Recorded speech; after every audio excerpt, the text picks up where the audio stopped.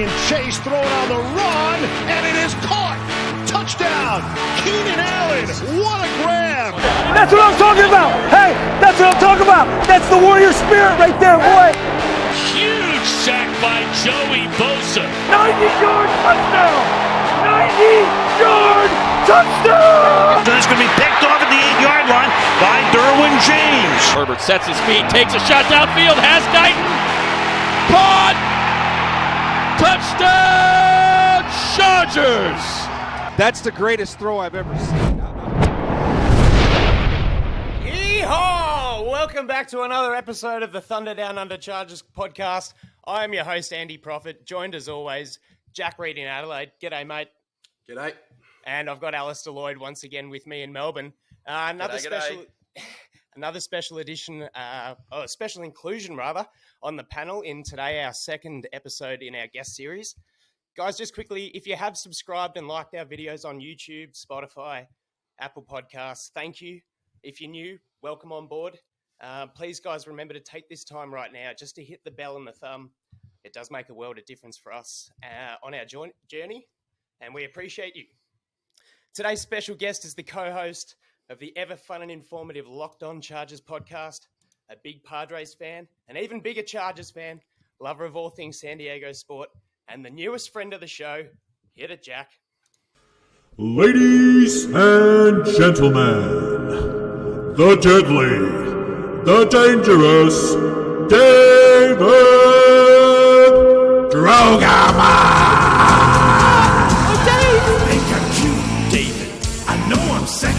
I've got the looks, David, that drives the girls wild. I've got the move, Locked On Chargers, that really move them. Oh yeah, I said chill, analysis, up and down their spine. I'm just a sexy boy. I'm not your boy toy. I'm just a sexy boy. I'm not your boy toy. I make them hot. Oh my God. That is the most epic thing I've ever heard, and I'm going to make sure that I get the audio so I can play it before every time I start talking on Locked On Chargers. That was awesome. You are welcome, man, and welcome on board. It's great to have you. Thanks for taking the time out to join the three of us here. Absolutely. We'd love, just while we're getting started, we'd love to know a little bit about your Chargers story. So start us off. How did you become a fan, Dave? Yeah, well, I mean, for people who don't know, I'm born and raised in San Diego, and the Chargers were in San Diego for 50 plus years, and so it's just really something I was born into. My whole family were Chargers fans. My family's been in San Diego for a long, long time. So pretty much since the Chargers became a franchise, our family has been rooting for the Chargers, and it's just been it was a hometown thing. It was a family thing, and I followed the Chargers ever since I knew what football was. That's, probably 5, 6, 7 years old. My mom was taking me to games, and we were watching games on TV, and it was every single Sunday, and it was life like that. That was just a huge part of kind of the fabric of who our family was. And so the Chargers have always been an important thing in my family. And now I'm fortunate enough to have the ability to, talk about the Chargers as a profession. So it's really been a crazy maturation process. Oh, yeah, that's a beautiful story. Similar to sort of how a lot of us grow up watching our Aussie rule stuff, and you're born into it, and it's just in your blood. And like you said, doing it professionally is, talking about it professionally is incredible. So on that, you started out about sort of 7 years ago. I think you were doing Chargers Domination Live or something like that with Daniel Wade, and then you've moved over. That's correct. Moved over to Locked On Chargers. I did a little bit of my homework. So 7 years about that all up. How did you sort of get to team up with Daniel? What's the connection there? Yeah, so, we both were working for a guy named David Frecker, who had his own website. It was called San Diego Sports Domination, and they basically just covered all kinds of San Diego sports. It wasn't just your professional teams. It was your indoor soccer leagues. It was, your minor league hockey. It was just every sport, law enforcement team, whatever it was. If it was a sport being played in San Diego, it was covered on that website. And I had written a couple of Chargers articles for David Frecker, and Daniel was the guy that was also doing some article stuff for him. And we kind of both actually went up to David and were like, hey, we kind of want to do a podcast under your banner, kind of utilize your website that you've already created and kind of use that platform as much as we could to try to, kick off the ground and try to get started. And, it's funny, David was like, hey, I got another guy that's actually trying to do the same thing that you are. And, hey, why don't you see if you guys have any kind of chemistry? So we really just got together, didn't know each other, never met. And we just started talking about the Chargers, talking about what our visions were for having a podcast and how we wanted it to be kind of inclusive with the fans. And we wanted to be able to have a lot of fun and also be serious enough to give good information. And really, it didn't take long to figure out that Daniel and I had some very good chemistry together. And we just took a little bit of time to figure out kind of the right roles for the show. And when we did, things really took off after that. But it took a lot of work. It took a lot of time, a lot of hours, a lot of love, a lot of passion to make it work. But man, Daniel is an absolutely phenomenal podcaster. He's very intelligent, very smart. He's the conductor of our show. And, definitely we could not have the success that we have without him. Oh, look, there's two of you in it, and you both contribute. Like we said, we've watched a fair bit of your stuff, and yeah, the chemistry you guys have is great. That's why I sort of wanted to know what your backstory was, just to get an idea of kind of what's the secret sauce. Yeah. The herbs and spices. Preparation, man. I mean, before we start recording shows, like we don't just show up to the camera and hit record and go. No, it doesn't happen that way.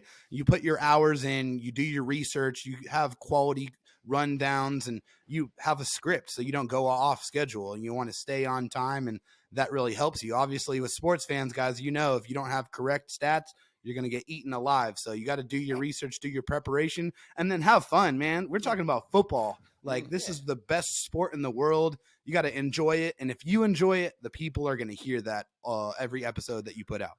Yeah. Oh, for sure. Yeah, couldn't agree with you more. On our side of things, have you ever crossed over the Pacific and come to Australia? Have you watched any Aussie rules football or highlights packages, excluding the last 24 hours when you've been cramming to not, come unstuck from some of our little Aussie fooleries? But what sort of impression has our sport or culture, if any, sort of left on you, and how does it differ to what you're sort of used to?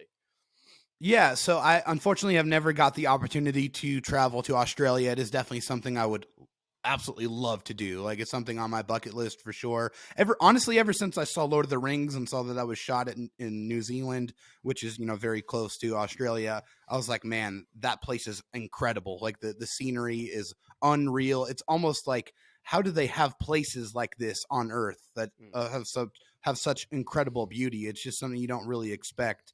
And, there's pockets of that in the United States as well, but it's just different. It's a different kind of beauty out there. So as much as I would love to, I have not been yet.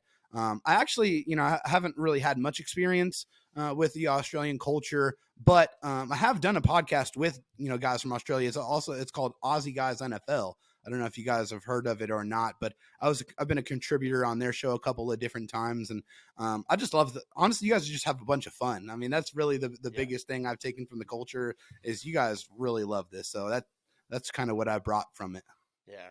Yeah. Well, we've sort of a handful of episodes in, and it's really important finding that balance between providing good content and talk about, not sounding like you barely pay attention to the sport or you're not taking anything in, but also like keeping the tempo up and having jokes and breaking it up and making it entertaining, because you need, people to keep listening to you. So that's what we bring a lot of our own personalities and our culture into our show. And so, yeah, we're glad that it's contagious. It's good stuff. Well, thanks for those little bit of an intro into you, and I'm sure we'll get more out of you as we go on. So just get stuck right into what's going on with today's show. We've had the mini camp happen since we last spoke last week, so we'll catch up on new stuff coming out of that. We'll have a look around the AFC West and see at this time of year what's going on with the Chiefs, the Broncos, and the Raiders. We've got the return of fan favorite Knife or Spoon, where we'll have a look at the Chargers off-season past and present. And following up with that, we've got Dave's hot take segment, which I'm not going to spoil any of the fun intros or segment names for that. And we'll finish off with the classic TDU Aussie quiz. Jack, my friend, what's been happening in the news? The news. Here we go.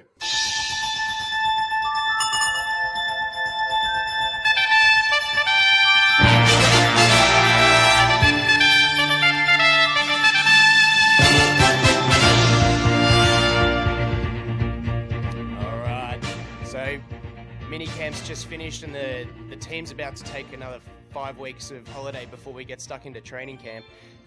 Dave, tell us, mate, is there anything that's sort of stood out for you in the OTAs as well, or the minicamp itself? What's your biggest impression coming out of the last couple of weeks of Chargers activity?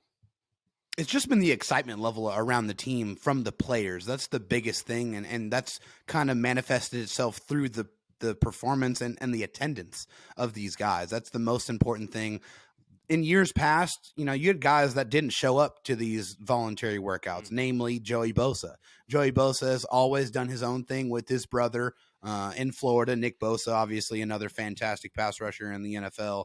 And he kind of has been in that routine. And so for him to stop what he was doing and join the rest of the team, I think is the biggest indication of how excited these players are and how they feel the difference. They feel that this is not the same Chargers team. They feel that this team is very close and that if they come together and they take every opportunity to come together, that they're going to be able to do something very, very special. And I think that's really the biggest thing that I've learned is, we know that the Chargers players have the buy-in of Brandon Staley and how he runs things and his culture and his identity. But the biggest example of that is everybody showing up at workouts that they don't have to be at. So I think that's the biggest takeaway for me. Yeah, for sure. 100%. I'm going to jump on the back of that. Actually, I've just got some notes in front of me, but the biggest impact that I got out of listening to the press conferences was we wax lyrical about Staley on here quite a lot. I'm a huge fan, and that's because he's God. Well, all praise to the altar of Staley. My background being a teacher and being in education, I just think Staley could run an education department. I think he could run a bloody country. The culture and the way that he speaks about teaching, he talks about player-driven programs. He talks about vets helping rookies. He talks about this whole idea of backwards by design and that's a bit of a teacher term, but it's like, okay, what do we actually want out of these mini camps? Normally in a traditional system, it's just like, the rookies come in, they might get a bit of a hazing. It's all about, figuring out the systems, getting yelled at, et cetera. And the vets go, you know what, I've already done that. I don't want to be a part of it. But it seems to me, as you pointed out, Dave, Bosa's there, Max there, all these guys. And it seems that another thing that I noticed that Joey Bosa's kind of going, I'm not the premier pass rusher in the team anymore. I've actually got some competition. So I just think it's absolutely fantastic.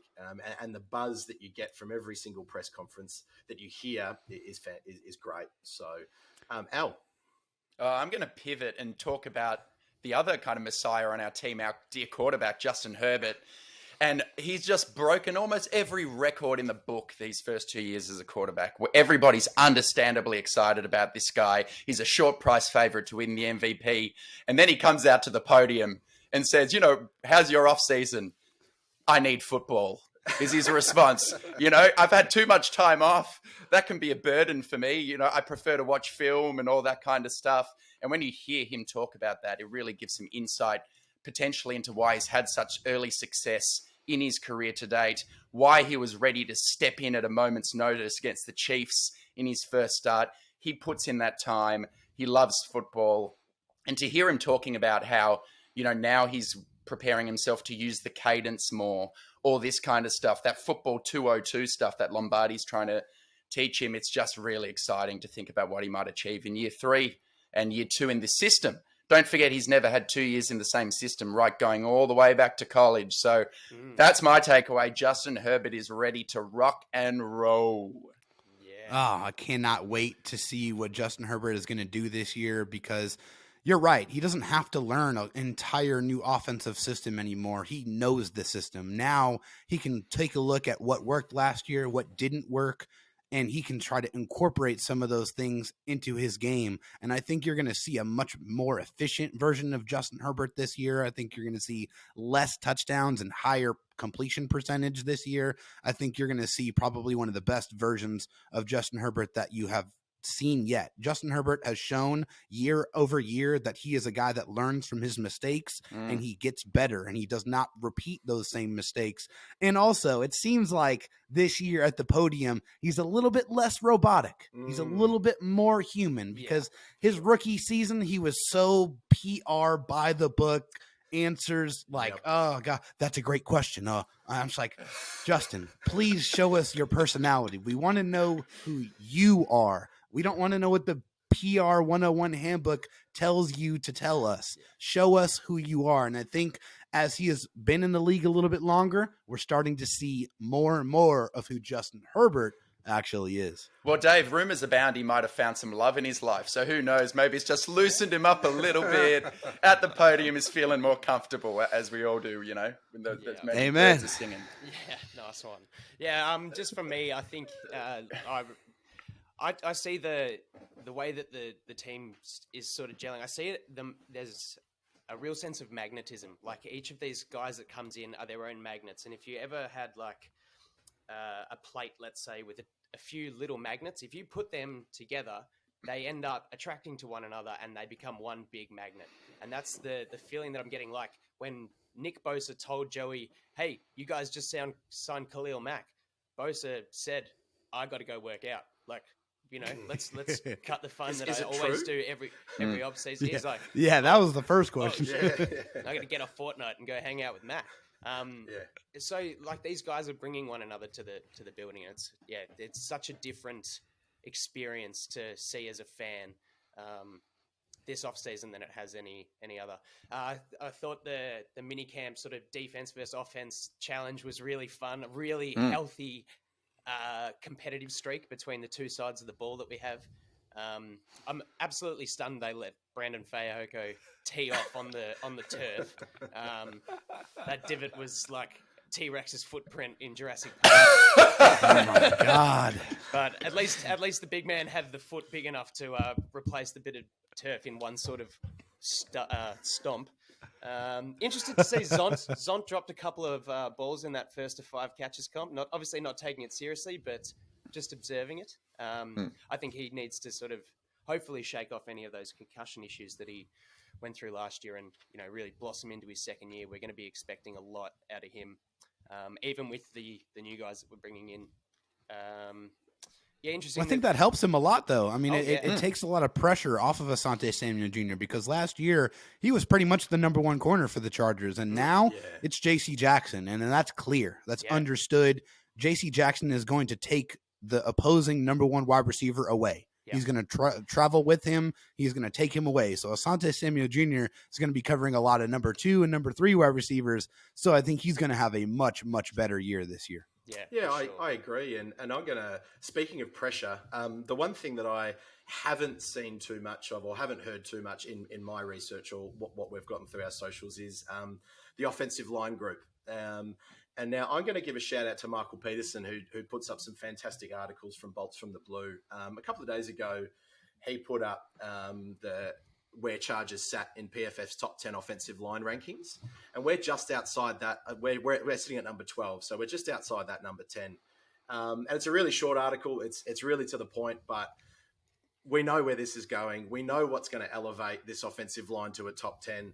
And as the article states, drum roll, it's none other than our basketball playing friend who got drafted in the 3rd round. A bit of a reach, but it's Trey Pipkins. So a bit. Come on now. Yeah, he's a bit. Did you even know who that was in the 3rd round? Sioux Falls? Where the hell is that? I mean, come on. Nobody had any idea. Telling us, man. No, we do have Dave, we were going saying on a previous round. episode they've only had one player drafted. It was some kicker in 1984 or something. Unbelievable. So, yeah, we were as surprised as you over here across the pond. Bond. Yeah. Unbelievable. And I mean, but he does say that I think in 76 pass rush snaps, I think it is around that number. He only let up 3 pressures last year. So very small sample size. Is he going to take the starting job from Storm Norton? Last week I said that I think Storm Norton's got at the moment has that position. But let's see what happens after this 5-week break. He has been working with Slater. We touched on that. Pipkins, that is, last week. So, it'll be fascinating to see. After 60 pressures and 9 sacks given up last year by Storm Norton, you have to cycle every single potential right tackle in that spot in training camp to figure out who it is. If it's Storm, fine. But you cannot just give it to him. He's got to earn it. No. The best player has to show up. And for Trey Pipkins, those 76 pass blocking snaps, that's what gives you some hope. It gives you some excitement. But also, you have to have the perspective of the player you saw before that, which was an absolute train wreck. A guy who got taken off of special teams, who got taken off as an extra blocker. Like they couldn't even have him on the football field. Didn't even trust him to do simple tasks. Now, he's worked with Duke Manyweather here in the offseason. Let me see it on the field. I want to see the improvements in your game. Show it to me. And if you earn that spot, great. Take it. But that's what you're going to have to do. Got to take it. I think it's worth mentioning a couple of things that Staley touched on as well. So just in terms of individual players who are impressing so far, he gave specific praise to Mark Webb. I think we might find if he wasn't injured last year, he would have spent a bit more time in that money position or playing star. Because he's a bit bigger and maybe can hold up against the run. So I expect we see a bit more of him perhaps this year. He also gave a special praise to Nazir Adderley, who we're all hoping, I think, take that next leap this year. He showed signs of improvement last year. Maybe he can actually start catching a few of those interception opportunities. And Jalen Guyton looks like he's kind of taking that step and maybe he's cementing that wide receiver 3 type of position. But I think the thing that surprised everyone coming out of Staley's lips, including the journos, was referring to Derwin James having had labrum surgery over the offseason. Yeah. Did anybody know that? I don't know. The reporter certainly did no idea. But what do you think about that, Dave? Yeah, I mean, it just shows you the type of person that Derwin James is and how much he cares. And I've had labral surgery before, and it sucks, man. You can't really raise your arm above shoulder length. So, I mean, I think a couple of those interceptions that he didn't, bring in that hit him pretty much in the hands. I think we can give him a little bit of a pass for that, but just shows you how incredibly tough this guy is. And football players in general, these guys all play hurt, guys. I mean, people out here listening, people out here watching, they're always hurting. There's something, no matter what it is, they suck it up. There's a lot we don't know about, but this just, like I said, shows you the character and capacity of Derwin James, as Brandon Staley likes to put it. He's a guy that was not going to miss any time from injuries after the last 2 seasons. You would have to break his arm and break his leg. You're going to have to do something catastrophic to keep him off that football field, because he's that leader. He wants to lead by example. He wants to show his teammates that he loves them and cares about them. And that is by going out there and playing the best type of football that you can in the condition that you're in. That's why you love Derwin James. Oh, yeah. Couldn't have said it better myself. The surgery was in Feb, so he's obviously they're just working him back in. What was your recovery like from the labral surgery? Are we talking a couple so I mean, I definitely was in like a shoulder sling for about 4 months, 3 to 4 months. But I tore my labrum and my rotator cuff, so I don't know if that was exactly the surgery for him. Mine was a little bit different, but I think it took me probably about 8 to 9 months before I had my full range of motion back. And I still have some strength issues, but also, Derwin James is a professional athlete. He has access to the best medical teams, the best nutritionists, the best, just support staff in the world. So, he's going to be able to come back 100%. And hey, that's part of the reason why you're seeing such a high attendance at these voluntary workouts, is because the players trust that they're not going to have to do too much out there. They're going to get some good positive workout in. They're going to get on the field, but they're not going to do anything to where they're going to compromise their season before the season starts. Yes, that's everything. We go to bed at night. Just please get through every day. Just please get through. Please get through. Don't make me bust out the bubble wrap. It's a bit like that. We'll move right along now to the AFC West rivals. Dave, is there anything from any of the 3 teams that you've seen that's sort of standing out in particular?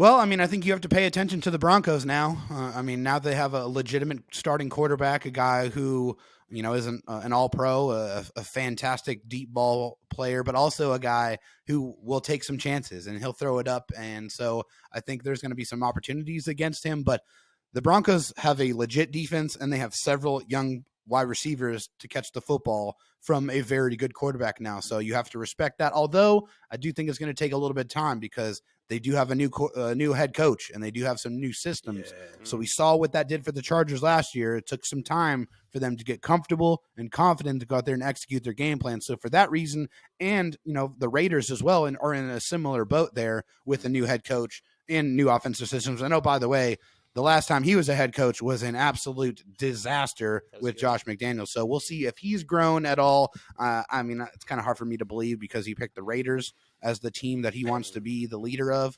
And that organization is, quite frankly, trash. And they have been. You can see it in, the things that they've made, the players that they've drafted, the coaches that they've hired, Gruden.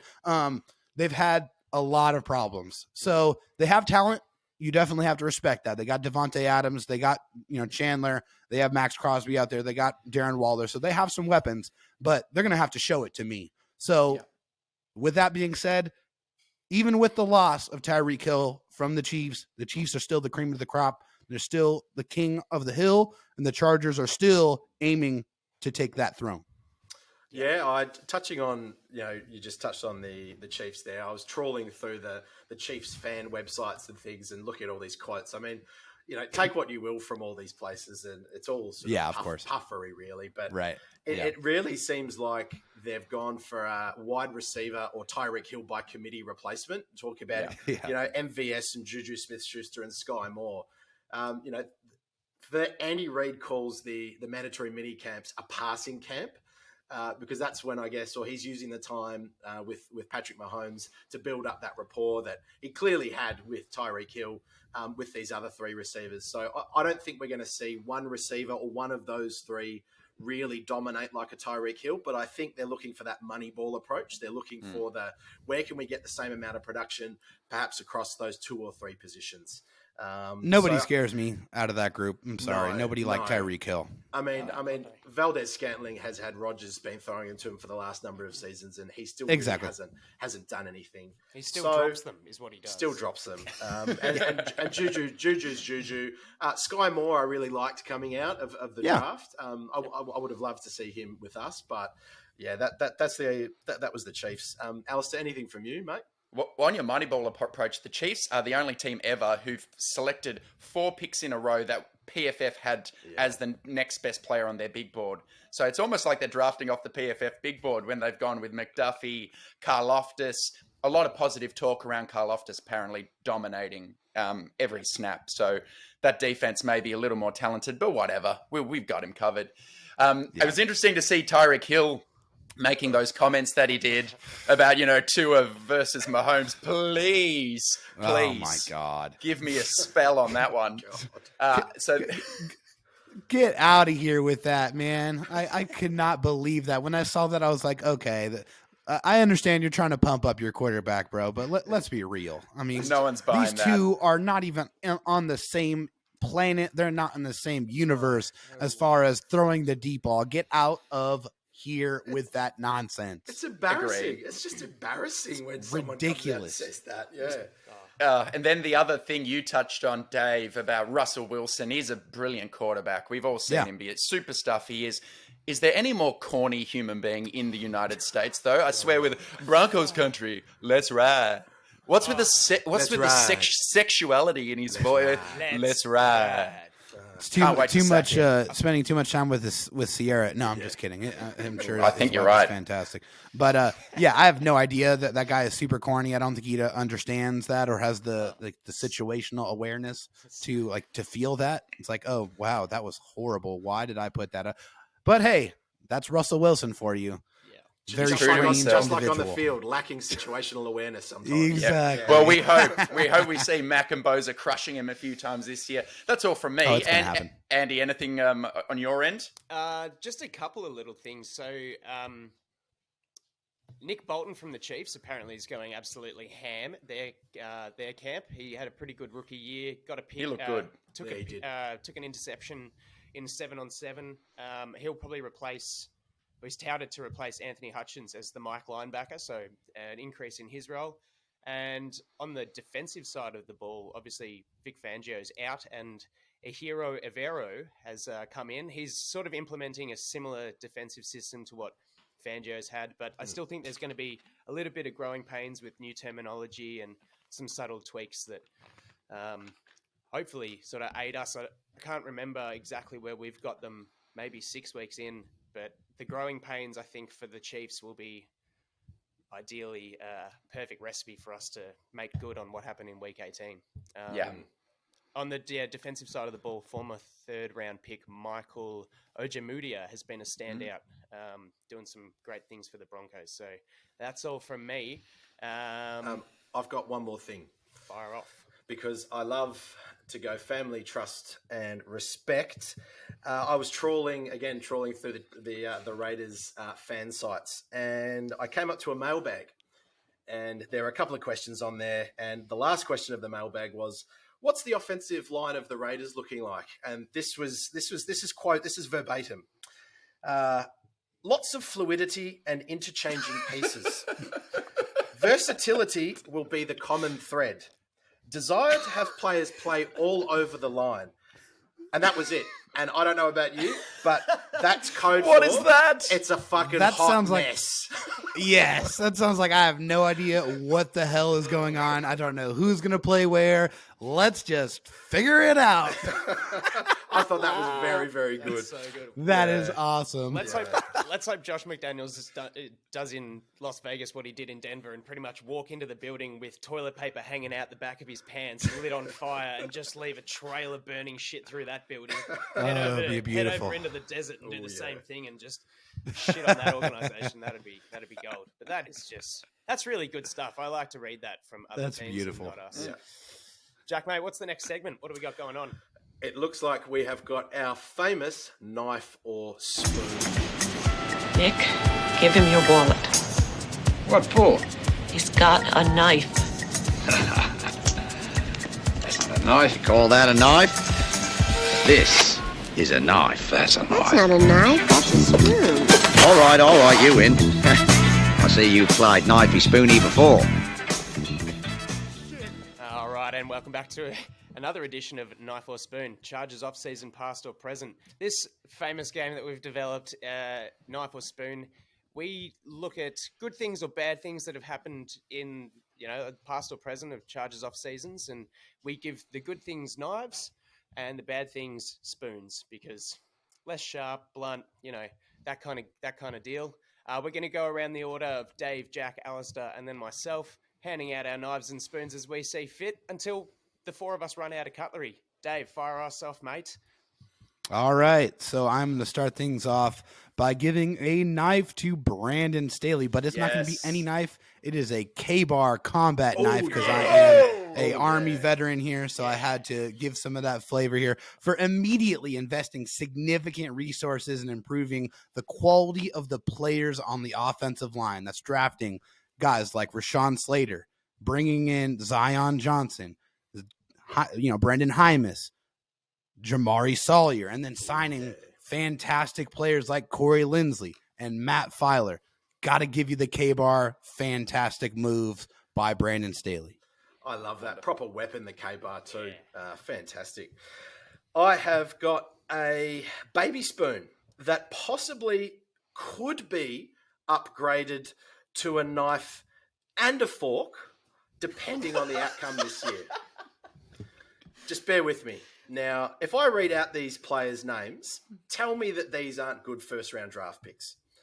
DJ Fluker, meh. Jason Verrett, pretty good. Melvin Gordon, not bad. Joey Bosa, Mike Williams, Derwin James, Jerry Tillery, Kenneth Murray, Justin Herbert, Rashawn Slater, Zion Johnson. I am giving a baby spoon that possibly could be upgraded in the next year to a adult knife and fork to Tom Telesco. He is a bit of a whipping boy on many Chargers podcasts for his past 10 years, but to be honest, if I was listening to the Ringer NFL show, and they actually had Tom Telesco sitting in that 7 to 10 GM spot of their top 10 GMs. So I have never heard Tom Telesco mentioned on an external podcast with those type of analysts. So I guess where he's still spilling food everywhere and throwing avocado on the ground is in those mid rounds where he really struggles. So Tom Telesco, you've still got a little baby spoon, mate, but we could upgrade to the big boy knife and fork if depending on what happens this year. Nice one, Jack. I'm going to give out a lovely Middle Eastern scimitar. It is going to cut through anything and everything. And I'm handing it to now number 3, Derwin James, because we've had no contract holdout talk. There's been no Melvin Gordon stuff. He rightfully would want to get paid. And rumor has it that those negotiations are taking place behind the scene, which is great. But he's not a distraction at all. He's a leader. He's there at minicamp and OTAs, despite the labral surgery that Dave spoke about so elegantly. So I'm handing a beautiful scimitar to our leader on the defense, Derwin James. Nice. Very well deserved. I'm going to give my first spoon today. Technically, this situation dearly affected Chargers off-season. In 2020, I've decided to award my first spoon, an absinthe spoon, to the Miami Dolphins. Now, before I explain why, I want to express... I think I know where you're going with this. Go on. I want to express the purpose for my choice of spoon. And if you're unfamiliar, an absinthe spoon, while handsomely decorative in its design, is a slotted spoon used for, disturbing the sort of mist in the absinthe and useful for that. It's a pretty useless variety of spoon on the whole. I've chosen this spoon for its ordained look because the Dolphins drafted Tua Tagovailoa. And ironically, the Chargers wound up drafting the much better looking quarterback from Oregon with the very next pick. Thank you very much, Miami. We love you, Justin. That's a good one. That's a great one. Oh, I love this. Okay, so my first spoon here, and this one's a very specific. You said a baby spoon, but mine is a Gerber baby spoon, okay? Ooh. So I want to be very specific here. Gerber baby food, little spoon here. And that's going to Tom Telesco for signing linebacker Donald Butler to a 7-year, $51 million contract after one decent year. And then let me emphasize decent. How dare you? That's why you get this Gerber baby spoon, Tom. Yeah, absolutely shocking signing. Oh, geez, I remember that. My next one, I have a set of spoons, actually. I have more spoons than I do knives. This is a set of 11 spoons, with the first 2 being full size, really nice. One of them being made out of gold. As we go down, each spoon gets smaller and smaller and smaller for 9. So you've got 2 plus 9, which is 11. And perhaps you know where I'm going to here. But I'm giving a huge spoon. I'm giving this set of spoons, actually, to the Chargers organization for not re-signing Phillip Rivers on a 1-day contract so he could retire a Charger. I think the way he exited the organization was absolutely disgraceful for a guy that gave his heart and soul. Thinking of a guy, Dave, you're saying Justin Herbert was very robotic on the stand. This guy used to pour his heart out, and you could see it. And I think it's disgusting that the Spanoses, which I'll get to in a spoon later, have not done that. Or Tom Telesco, a legend of our team. I think it's disgraceful. So Chargers, 11 spoons for you. Love it, Jack. And I wholeheartedly agree. I had a spoon to give out to that thing, so I'm glad you beat me to it. I'm going to now move on to handing out a little tiny teaspoon, because it may develop into a bigger spoon, but at the moment it's only a teaspoon, which is Jerry Tillery and the optics around his initial absence from the OTAs, which just stunk up a little bit. It looked like he'd cracked the shits, that they hadn't exercised the 5th-year option, and he wasn't happy they'd signed Morgan Fox. And it's just, I don't know. I think the optics around that, no good. Come out and lead by example. And why it's only a teaspoon, because he did eventually, after he'd taken his kind of lumps and had a cry in the corner, he's come back the next week and, now he's here at OTAs. So it's a teaspoon, Tillery. You'd better play well this year. Fair play. All right. Well, you've sort of touched on this before, but I'm not going to not give out this knife because my philosophy is slightly different. Tom Telesco, to you, I actually present a 14th century Yamashiro Taki. It's taken a minute, and while no draft is ever perfect, or off-season for that matter, as I'll reflect upon later, this variety of longsword, predating the renowned katana, was crafted in the Yamashiro school from the now Kyoto prefecture in Japan around the 14th century, 15th century. Typically, this school crafted its swords on the demands of the aristocrats. So far more emphasis on the aesthetics of the sword, practicality not really emphasized. That was until a domestic conflict around the end of the Heian era. Pardon me if I get any of these words wrong. Which saw a shift around the practicality of these swords and which was emphasized far more than the above looks. Swordsmiths from all other schools across the land would come to Yamashiro to help craft these weapons. Now, I'm not necessarily saying that the needy aristocrat is Dean Spanos and the domestic conflict was the move to LA, and the swordsmiths are the incredible free agents and draftees that are coming to play for this football team, but I kind of am. Telesco's been gifted by the draft gods, allowing the likes of guys Derwin James, Rashawn Slater, and it's an early days call, but Zion Johnson to fall to us in the middle of the first round. Obviously, I'm ignoring good and bad picks from his past. Like I said, took him a minute to get where he's getting. But the fortitude to not blow future draft capital or players off the roster to climb up to and grab these guys, to sit there, be patient. The relative maturity growth is the reason why I'm giving Telesco this knife. The way that he is assessing and approaching his drafts has improved dramatically in recent years. Sir, you craft the sword, you deserve the sword, Samurai Telesco. There we go. Nice. I like that. So I have several other ones I want to use, so it's very difficult to figure out which one it's going to be. But I think I'm going to go with giving a spoon to Anthony Lynn. But it's not just any spoon here. This is a ladle. I'm giving him a ladle so that he can drink himself to sleep after insisting the Chargers trade up to pick Kenneth Murray and also calling Justin Herbert a backup for a reason. Go to sleep, Anthony. Get out of here. Oh God, that's a great one too. I'm giving my first and only knife out now, and it is a giant meat cleaver. I love using a meat cleaver in the kitchen or a cleaver. It provides a bit of a spade to get your veggies up and put in the pan. But you know what a meat cleaver also does? It cuts through bone and marrow. It cuts through muscle and fat, tendons and veins. Khalil Mack, baby, I'm giving you a giant meat cleaver. He's just cool. And he's going to be cutting through quarterbacks this year. Oh, yeah. Yes, boy. All right, I've got my last one, my final spoon. And I'm going to look to the country of Greece, where historically, as a gesture of hospitality, a guest to the home would be presented with what's called a spoon sweet, or in Greek, gliko tou koutaliou. It's essentially a fruit preserve that sits on various spoons. You might have a jam, and it's kind of taken as a gesture of hospitality. Well, in this case, I'm going to lay out all these beautiful Greek spoons in my house, and then I'm going to invite Dean, Michael, AG, and John Spanos to my house.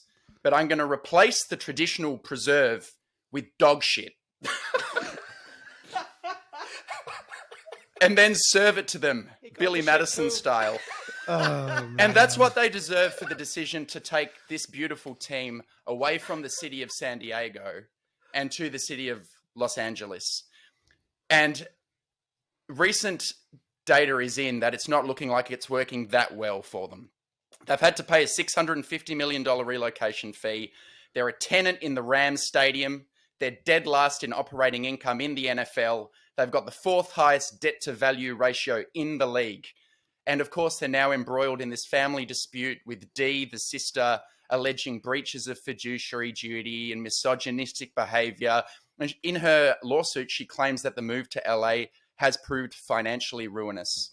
So I know they've tipped in a lot into their brand and their imaging. And, look, the NFL is a big business and you get handsome returns on the TV revenue. So no one's saying they're going out of business. But were there more profitable options out there if they came up with other ideas like the Raiders have done by moving to Las Vegas? Seems to be working well for them. Instead, we're a tenant in the Rams stadium. And geez, we've got Herbert who's going to need to be paid soon. And we've seen with recent quarterback deals, you've got high guarantees. They're going to have to put that money in escrow somewhere. And will they have the $200 million to put in escrow? Who knows? So you get spoon sweets, but it's replacing the preserve with something a little less tasty, the Spanos family. That's my final one. Excellent. All right, gents, I've been a little bit cheeky for my last spoon because technically it wasn't the off-season when this occurred, but the opportunity was too good for me to pass up. I'd like to present a cocktail stirring spoon to the Chargers 2020 medical staff for puncturing Tyrod Taylor's lung in that unforgettable moment in the warm-up at the start of our Week 2 game against the Chiefs. As beneficial as it was, it's still a horrific breach of the Hippocratic Oath that they all would have taken to do no harm. Careless professionalism. But wait, there's more. Like I said, I certainly don't mean any disrespect to Tyrod Taylor, nor do I think what happened was funny. But I'm going to take that stirring spoon straight back off the medicos and replace it with an aptly selected stainless steel supported, sterilized surgeon scalpel. For the way this incident transplanted Justin Herbert into the starting position under center, we've never looked back. Well said. Awesome. All right. So I do have one more knife here, and I'm giving it to the Chargers scouting staff, and it's a Swiss Army knife because they showed that they're ready for everything, and they're not going to leave any stone unturned, and that led them to finding an extreme talent as an undrafted free agent by the name of Austin Eckler. Kudos to the Chargers scouting staff. Swiss Army knife for you guys. Phenomenal find. He's been one of the best running backs in the NFL since he has put on a Chargers uniform. 100%. I have my last one, and this is a bit of a history lesson. I'll try and make it as succinct as I can. I'm giving an Imperial Russian Fabergé spoon out. And if we don't know, Fabergé is a Russian jewelry house that has created some of the most expensive jewelry known to man. Famously, they create eggs. They were a famous house. They're a famous company that the Tsars used right up until the Russian Revolution in 1917. Very famous among the Nicholas II, who was the last Tsar before he and his family were executed in a basement after the Bolsheviks took power. The reason why revolution happened in Russia, very succinctly, was that the reigning class were disconnected from their fan base. Let's say that they were poisonous regime. They didn't care about the proletariat. You can kind of see where we're going here. They identified themselves through excess and extreme wealth. So this Imperial Russian Fabergé spoon is going to none other than Dean Spanos. As Alistair has noted in the recent issues with some strange deals and some fiduciary lack of responsibility, this is all setting up like Russia in 1917, baby. The revolution's coming. Staley's there. Take your money and run, Dean. Time for some new ownership in the Chargers. So massive Imperial Russian Fabergé spoon to you, sir. And that's it, I reckon. That's a great call because they did warn Nicholas II to get out, and he didn't listen, and he ended up losing his head. So 100%. Call, Jack. Now we're going to move on to probably our most special segment of today's show. Jack, mate, what is it? Here we go. Well, Dave, this is yours, and I've got some more music for you. This is a little bit of a request from you as well that I've managed to fit in. So here we go. Just remember the 5 Ds of dodgeball. Dodge. Duck. Dip. Dive. Dave. Dave. Dodge, duck, dip, dive, and... Dave? That That's right. We are going to be going to this new segment, and I am going to be hosting it. Dodge, Dip, Dive, and Dave here. Basically, this segment is all about me throwing out some crazy, outlandish takes, and I have to get these gentlemen to not agree with them. And if they do, then they are going to be out of the game. So I have, let's see, probably about 10 or so of these hot takes that I'm about to throw out. So let's get it going. Starting off with you, Jack. The first one is Derek Carr is the best quarterback in the division. You've thrown that, and that has gone straight out the window. That has gone straight out the window, and it's hit. And what it has done, you haven't even had to duck that. It's such an errant throw. It's gone out the window, and it's hit a small child in the head, knocking that child out. Man, I completely disagree with that. Hot trash, Derek Carr. See you later. No, I'm laughing. Speaking of little kid, he looks like the little kid from Toy Story. I think we can all agree on that one. The next one here, Andy, I think you are up next here. The Chargers aren't going to win more than 7 games next season. I'm going to dip right out of the way of that one. In years past, you would have hit me square in between the eyes with that ball, Dave. But look, man, it's really hard for me to see the win column sub double digits. So move right along, brother. Very nice, very nice. All right, Alistair, you're next here. Tom Brady and the Tampa Bay Bucks will miss the playoffs this season. You've hit me right in the stomach. Wow. Because I actually hate Tom Brady. I've got this thing. I'm so biased. I have such antipathy to the Tampa Bay Bucks that I think this is the year the floor falls out and Brady shows that he's actually an elderly statesman, a gentleman, and it's games past him. So I'm out of the game because I've actually been hit by that dodgeball. I don't think the Bucks are going to make the playoffs. I'm out of here. Wow. All right. Okay, one down. I didn't know if that one was going to hit. Okay. All right. The next one here is Jack. Justin Herbert is going to have 8 touchdowns of 50 yards or more this season. Oh, wow. That's hard. Okay. You know what I'm going to do? You know what I've done? Is I have caught that dodgeball. So, Alistair, you're back in the game. Oh, thank you very much. Alistair, you're back in the game. I have caught that dodgeball. And I think that he will have 8 touchdowns of 50 yards or more. But I'm going to say that's in the plus column. So I'm going to say he's going to have 8 or more. I think so. I think that the buzz with Jalen Guyton coming out and Mike Williams on a big contract, I think there's going to be more than Mike Williams on those long touchdowns. So I'm going to go, yes, he's going to be a deep ball guard. I like this, man. All right. Just changing the rules up as we go. I'm back in. Thanks, buddy. Back in. Hey, this is a game. We can do whatever the hell we want, okay? Yep. We are the ones running the show here. All right, next one here. This one, I'm not sure how this one's going to go because this one's kind of personal to me specifically. And I think we're going to Andy now, right, Andy? Yeah. All right, Andy. So mustard is one of the worst condiments ever created. Wow. I hate mustard. It is one of the worst condiments ever created. I've got to disagree with that.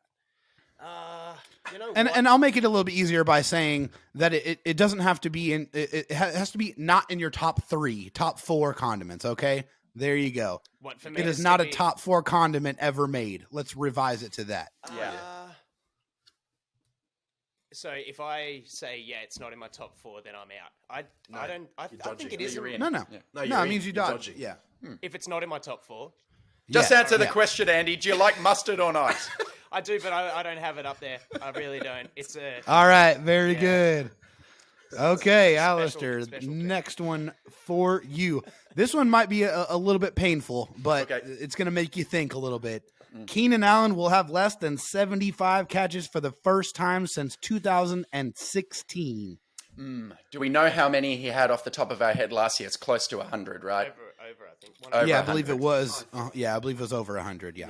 I'm going to dodge that one. I still think Keenan's going to be a productive member of this receiving core. And even though maybe he had some issues with the drops last year, I still don't want a pitcher living in a universe where he has less than that number of catches. So I've swerved that one, Davey.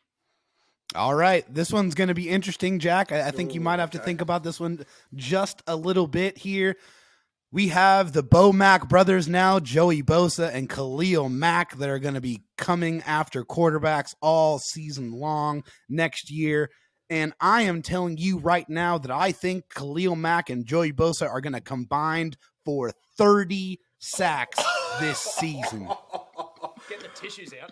Oh my God, yeah. I think I have tried to dodge that, but being the big man that I am, I've popped a hammy and I've injured myself. And as I'm going to dodge, I've felt it go bang, and the ball has then hit me straight in the nuts. So I'm out because I think that I want to live in a world where Bo Mack get 30 sacks. So I'm done. Yes. I'm out. Sorry, boys. I've popped a hammy and got hit in the nuts. I'm done. Man, you're the team player. You got Lloydie back, Al back in the game. I'll try to do you proud, man. Get the ice on. Get the ice on those nuts. Don't save I'm me. I'm done.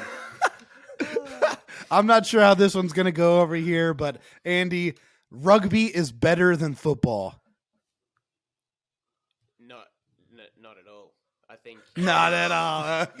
not even close. I'm going to dodge that so hard. We got two big sort of brands of rugby here, union and league. One's a gentleman's game for thugs, and the other's a thugs game for gentlemen. I love it. Our Aussie rules football is aerial ping pong and hard as nuts with incredible athleticism. Same as the NFL. Football's better than rugby. Get out of here. Got it. Awesome. All right, Alistair. Come on, Dave. This one, I think we might have to get you out of the game here with this one. I don't know. We will see here, but it is that Brandon Staley is going to win NFL Coach of the Year this season. Right in the nose, you got me. I didn't even get my hands up. It was such a good throw. You've just hit me straight in the head. He's gonna win Coach of the Year, and the Chargers are gonna go on a deep playoff run. I'm happy to be out on that one. I'm gone, which leaves only one player in the game. Andy, help us out. And I'm knocking him out with this one right here because I think all of us want to see this one happen, and it is this. This is finally the year that the Chargers will lift up the Lombardi Trophy for the first time in franchise history. Yeah, well, you know what? I've gone to check on my fallen comrades on the dodgeball field. I've turned my back on you, Dave, and you've got me right in the back of the head.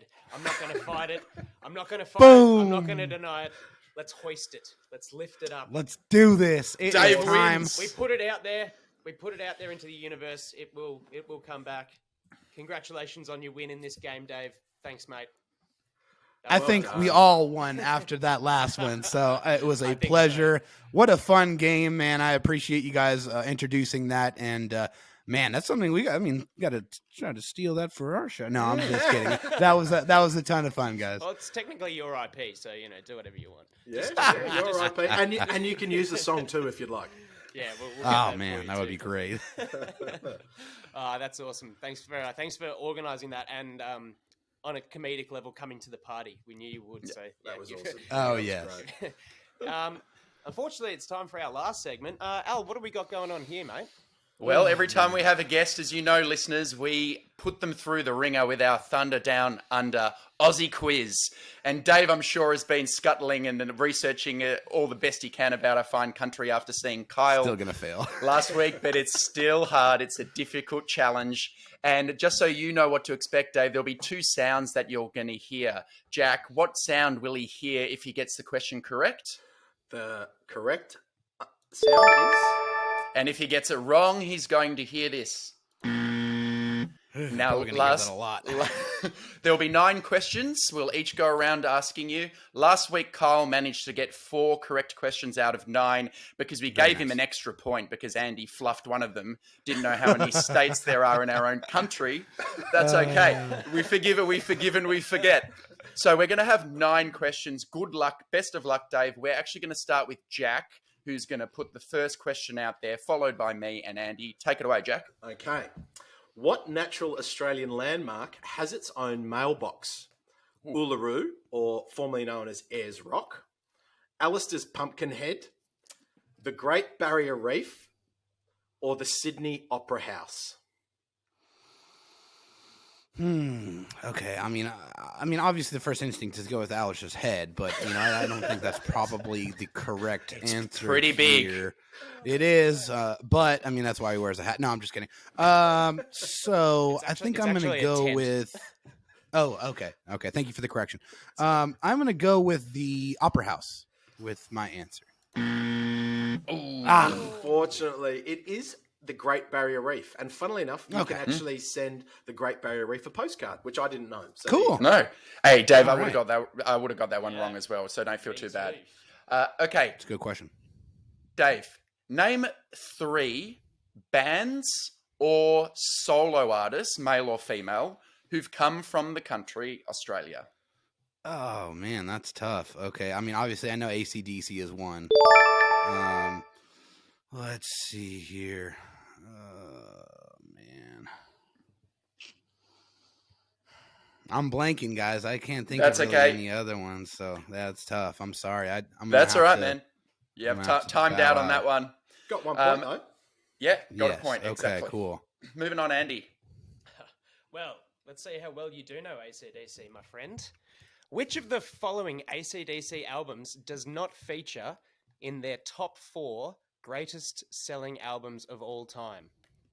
A. Back in Black. B. Razor's Edge. C. Highway to Hell. D. Dirty Deeds Done Dirt Cheap. Or E. High Voltage. Ooh, man, I've heard most of of those albums, but I think C is probably one of them I don't recognize very much. So I'm going to go with C as my answer. Okay. The answer was Dirty Deeds Done Dirt Cheap, which surprisingly came in at 5. That is very surprising. Okay? Yeah, same. Yeah, I did not know that one. Okay. We would have got that one wrong too, Dave. Don't feel bad. Okay. What unexpected animal does Australia export to Saudi Arabia? Is it A, the platypus, B, the echidna, C, the emu, or D, the camel? Oh, man, it's got to be the echidna. I mean, that's just a phenomenal name. So it's an amazing name. But funnily enough, Australia exports camels to Saudi Arabia. What? No idea. Ridiculous. That does not make any sense at all. Bizarre. All right. I should have known that was a trick question. To the nearest 10 million, what is the population of Australia? A, 20 million, B, 30 million, C, 40 million, D, 50 million. Man, wow. Okay, I think I'm gonna go with. It's probably not the most biggest option here because I think that would be the go-to answer. So I'm probably gonna go with 40 million. Oh, you just missed it. 30 million people here. Andy. Wow. During the 1990s, there was a famous Australian children's book and subsequent cartoon called Blinky Bill. What animal was the title character Blinky Bill? Was he A, a platypus, B, a koala, C, kangaroo, or D, wombat? So I know that koala bears sleep a lot. And I know that wombats do as well. So I think those are the 2 that are kind of in my mind. But I think I'll go with my first answer. I think it's the koala bear. Yeah! Boom, baby, let's go. Good reasoning. Huge. Good reasoning. Okay. Yeah. Here's a bit of Aussie slang for you, Dave. When an Aussie tells you he's going to bend an elbow, what is he about to do? Is it drink a beer? Is it to shake someone's hand? Is it to convince someone of a lie? Or is it visit the red light district and visit Bandana Albolia, the ex-Russian gymnast? Wow, why is that so specific? Ludicrous. So the two that are in my mind is the first one, drinking a beer, and the other one is like trying to get something over on somebody. So I think, yeah, I'm gonna go with drink a beer because you're extending your elbow. So He's hot now. He's hot now, Davey. Something we hope to do with you someday soon. Man, this guy can break down Hell a question. yes. God damn. Yeah. Russian. My last question for you, Dave. The capital city of which US state also shares a name with a famous suburb in our city, Melbourne, and also shares a name with a famous team in the Australian Football League? A, Wisconsin and their capital Madison. B, Washington and their capital Olympia. C, Virginia and their capital Richmond. Or D, Oregon and their capital Salem. I'm pretty sure it's Olympia because I think I've heard that before. So I think it is, but man, no, that's all right. It's Richmond, and the recent Chargers signee Ben Griffiths, the punter. He played for that. He played for the Richmond Tigers in the AFL. Andy, are we up to our last question? Here we go. This is to Ty Kyle. Oh, because we're on 3. I've got a pretty tough one for you. What constellation is featured on the Australian flag? Is it A, the Southern Lights, B, Aurora Australis, C, the Southern Cross, or D, the Big Dipper? Oh wow, okay, that's really hard there. I don't really know my astrology very well, so I don't think I'm gonna get this one correct. But I'm gonna go with the one that sounded like Australia. So let's do that. It was the Southern Cross. We do have like a cross of stars. Southern on Cross. our Okay, cool. flag. We've been pretty tough with these. Yeah. We're gonna have to do some workshopping in the background to make sure these guests want to come back on the show. Dave's now thinking I'm not coming on this show anymore. But that was excellent. I mean, we probably shouldn't have checked Twitter this morning and found out that there was research being done, and we had to ramp up the difficulty of the questions. Aurora Australis is actually the Aurora Australis is the Southern Hemisphere version of your Northern Lights. So yeah. Oh, okay. Very cool. Threw that in for you. But yeah, what, 3 out of 9, Jack? 3 out of 9. Well done. Not too bad. Okay. That's pretty good, man. Yeah, we really gave it to you. You did. I mean, I'll take that. I'll take it. Yeah, look, you performed out of your skin for the rest of the show, so we forgive you for the 33% strike rate on the Aussie quiz, man. Unfortunately, I'll take it in baseball, man. I'll take it in baseball. Yeah, well, that's it. It's all about you. So, unfortunately, the end of the Aussie quiz brings us to the untimely end of our show. It's been an absolute blast today. Heaps of fun. Thank you so much for imparting, various aspects of your wisdom and your story about podcasting and loving all things Chargers football. I've been Andy at TDU_Andy. You can find me, Jack. Yeah, you can find me at TDU_Jack or on YouTube. Love answering comments there. Thanks again, Dave. Awesome show. And Alistair? You can find me at TDU_Alistair or our broader handle at TDU_Chargers. Interact with us on Twitter. Give us a like. And David, I want to thank you deeply for the support you've given us on Twitter and on Facebook chatting. We really appreciate you. And you've really set a gold standard for podcasting. And if we can even reach half of what you've achieved with Daniel, we'll be doing really well. And we kind of listen to what you do and we try to learn from you. So thanks very much for joining us, man.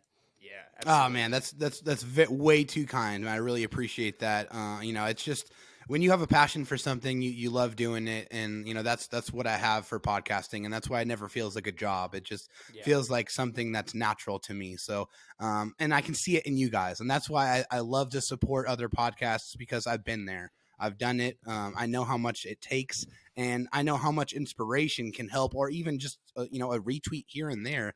That stuff has some power. So I'm more than happy to come on the show. I appreciate the invite, Alistair. You connecting with me. I know that we'll be able to do this again, but Man, it was so much fun. So much fun. Absolutely. And before we jump into our intro song, here's your opportunity. Give your show a plug. Where can we find you on social media and everything? Where can our fans, who probably listen to you anyway, find you and all your great content, mate? Absolutely. So you can find me personally on Twitter at DroTalkSD. I'm talking Chargers football all the time. You might see some WWE in there from time to time too, some Padres baseball, whatever. But I am more than happy to talk about anything sports related as long as it's kept respectful. Also, hey, Locked On LAC on Twitter. That's where you can find the Locked On Chargers Twitter account. And we're always trying to get some interaction out of the fans. We're trying to ask questions. We're trying to stimulate people in the off season because, hey, there's not a lot going on right now. But right now we're doing shows 3 days a week. Normally you're going to find that Monday, Wednesday, Friday. And once training camp kicks in, we're going to go back to our normal 5-day-a-week slate where we're going to have podcasts out for you literally Monday through Friday from July all the way back through June. So it's back to business whenever training camp kicks in. But, you're going to be able to catch our content. Also, follow my co-host as well, Dan Talk Sports. He always puts out some good content on his Twitter account as well. And you can find the podcast on anywhere you listen to podcasts, whether it's Apple Music, whether it's Google Podcasts, TuneIn, Spotify, wherever, or on YouTube on video as well. That's the best plug I've ever heard. You want it to be. So we are everywhere. Please check us out. And also, definitely continue to support the Thunder Down Under podcast, man. These guys are fun, and I know they are going places. So, man, so much fun. Please support both shows. Oh, beautifully said, and thank you once again. We look forward to the next time we can get you on, and Daniel as well. Just the love this offseason of spreading the Chargers community and getting around to all the fans and intermingling, like the crossover show that you guys did with the director, etc. That was so much fun. For 7 guys on the screen, how well you guys clicked together, and we just, we all come together when we love Chargers. So listeners out there, thanks again for tuning in today. Jack, hit the outro song. We will see you next time on Thunder Down Under Chargers Podcast. Herbert is being chased, thrown on the run, and it is caught. Touchdown, Keenan Allen. What a grab. That's what I'm talking about. Hey, that's what I'm talking about. That's the Warrior spirit right there, boy. Huge sack by Joey Bosa. 90-yard touchdown. 90-yard touchdown. It's going to be picked off at the 8-yard line by Derwin James. Herbert sets his feet, takes a shot downfield, has Guyton. Caught! Touchdown, Chargers! That's the greatest throw I've ever seen. I'm not.